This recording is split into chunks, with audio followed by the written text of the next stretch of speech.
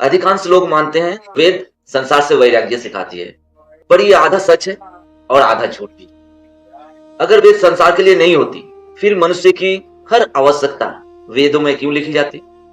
और अगर भगवान मोक्ष के ही विषय होते, तो फिर शास्त्रों में उन्हें रसों का सागर क्यों कहे जाते?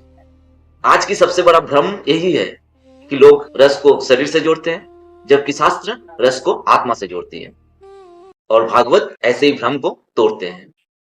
शास्त्रों में वेद की तुलना कल्प वृक्ष से की जाती है, क्योंकि वेद आध्यात्मिक साक्षात्कार के साथ साथ मनुष्य के सभी सांसारिक आवश्यकताएं, जैसे सामाजिक, राजनीतिक, धार्मिक, आर्थिक, सैन्य, चिकित्सीय, रासायनिक, भौतिक, पराभौतिक जैसे विषय में सारी ज्ञेय बातें वेद में पाई जाती है।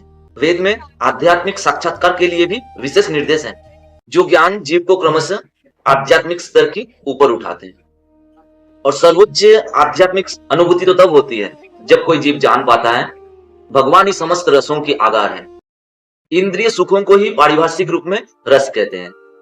पर यहाँ पे एक सवाल, अगर रस सिर्फ इंद्रियों का ही होता तो शास्त्र में भगवान को अखिल रसामृत सिंधु क्यों कहा जाता?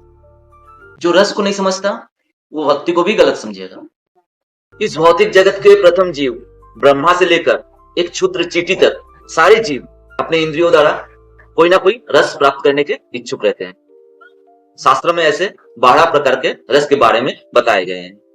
उदासीनता, सेवा, मैत्री, वात्सल्य, दाम्पत्य प्रेम, क्रोध, आश्चर्य, शौर्य, हास्य, दया, भय और आघात। इन समस्त रसों का समग्र सार है, अर्थात मूल रूप से जो रस ज्यादा प्रयोजन में आते हैं वो है स्नेह और प्रेम। और प्रेम प्रकट होता है उदासीन उपासना, सेवा, मैत्री, वात्सल्य और दाम्पत्य प्रेम के रूप में। तो फिर क्या क्रोध, भय, आघात आदि रस अपने आप उत्पन्न होते हैं, या ये मूल रस के विकृत प्रतिबिंब है? वो मूल 5 रस जब बाधा प्राप्त होते हैं, फिर हास्य, वीरता, आश्चर्य, भय, क्रोध और आघात जैसे रस का प्रकट होता है। उदाहरणार्थ, यदि कोई पुरुष किसी स्त्री से प्रेम करता है तो ये श्रृंगार रस है, अर्थात दाम्पत्य प्रेम।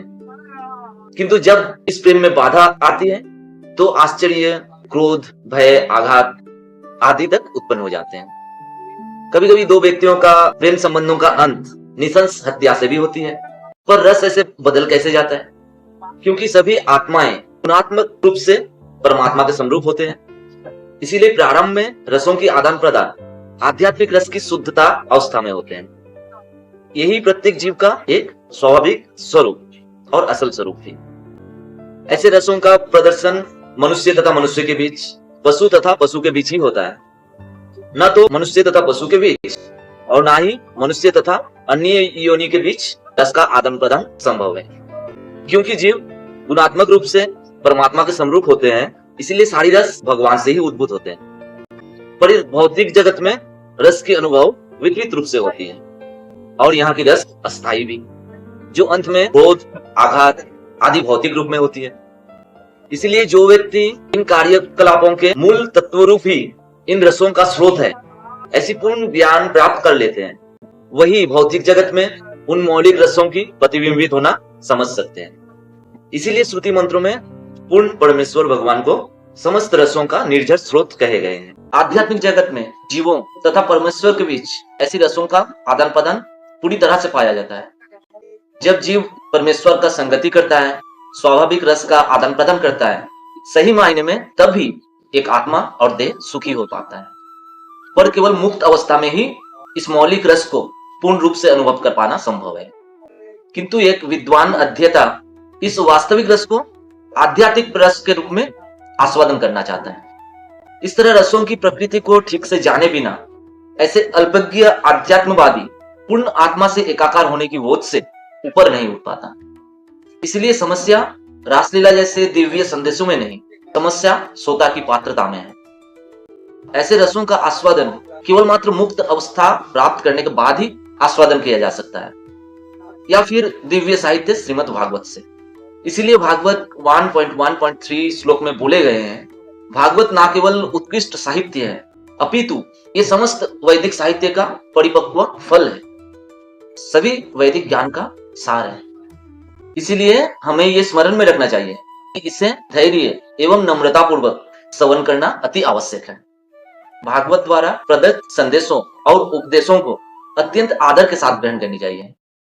ये ग्रंथ मानव बुद्धि से नहीं आया, ये ग्रंथ इस जगत की भी नहीं, वैकुंठ से आया है। इसे नारद मुनि ने वैकुंठ से ले आए हैं, फिर अपने शिष्य व्यासदेव जी को प्रदान किए हैं। फिर उन्होंने अपने पुत्र सुखदेव को, और सुखदेव जी मृत्यु से केवल 7 दिन पूर्व परीक्षित महाराज को प्रदान किए। इसीलिए इस दिव्य साहित्य को विनीत भाव से श्रवण करने पर मनुष्य मनोवांछित पूर्ण आनंद प्राप्त कर सकता है। श्री सुखदेव गोस्वामी जन्म से ही मुक्त थे, गर्भ में भी वो मुक्त थे। जन्म के समय किसी भी व्यक्ति ना तो लौकिक दृष्टि से और ना ही आध्यात्मिक दृष्टि से कुशल रहते हैं, पर श्री सुखदेव गोस्वामी को आध्यात्मिक साक्षात्कार के लिए किसी प्रकार की विकास विधि या आध्यात्मिक शिक्षा ग्रहण नहीं करनी पड़ी, अपितु तीनों गुणों से परे पूर्ण रूप से मुक्त पद पर अवस्थित रहने पर भी जिनकी अर्चना मुक्त जीवों द्वारा वैदिक मंत्रों से किया जाता है, उस पूर्ण पुरुषोत्तम भगवान के इस दिव्य रस के प्रति उन्होंने आकृष्ट हुए। क्योंकि परमेश्वर की लीलाएं मुक्त जीवों को संसारी जीवों की अपेक्षा अधिक आकर्षक लगती है। इसीलिए भगवान किसी भी दृष्टिकोण से निराकार नहीं है, जो मैं पहले ही मेरे वीडियो में बोला हूं। क्योंकि दिव्य रस की निष्पत्ति केवल एक व्यक्ति के साथ ही संभव है। संस्कृत में सुख का अर्थ तोता होता है और भागवत को वेद का पका हुआ फल कहते हैं। जब कोई तोता जैसे पक्षी अपनी चोंच से कोई पके फल को काट दे, फिर उसकी मिठास और बढ़ जाती है। इसीलिए सुखदेव गोस्वामी द्वारा कही गई भागवत की मिठास और भी ज्यादा है। भागवत में भगवान की दिव्य लीलाओं की कथाएं हैं, पर सुखदेव जी ने इसे सही क्रम में क्रमबद्ध करके वर्णन किए हैं। इसीलिए इसकी विषय वस्तु सभी वर्गों के मनुष्यों को भाने वाली है, चाहे वो मुक्तिकामी हो या भगवान से तादात्म्य करने की इच्छा रखने वाले। यहाँ आपसे एक बहुत जरूरी एक सवाल, अगर रस दिव्य है तो फिर रासलीला को लोग अश्लील क्यों समझते हैं? पर इस बात में अत्यंत सावधानी बरतनी होगी कि भागवत को अवश्य ही सही स्रोत से, अर्थात सही शिष्य परंपरा में स्थित कोई व्यक्ति से ही श्रवण करनी चाहिए।